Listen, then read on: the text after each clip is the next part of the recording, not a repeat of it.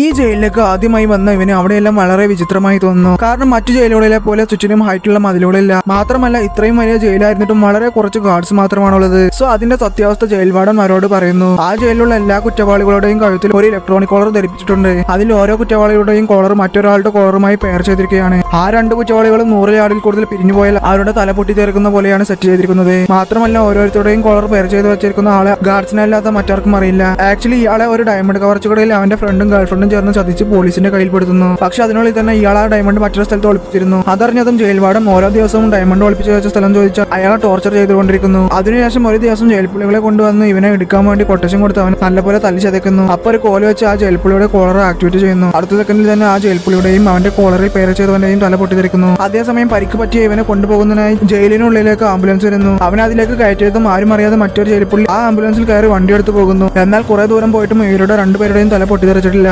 അപ്പോഴാണ് ഇവർ രണ്ടുപേരുടെയും കോളറാണ് പേരായിരിക്കുന്നതെന്ന് മനസ്സിലാവുന്നത്.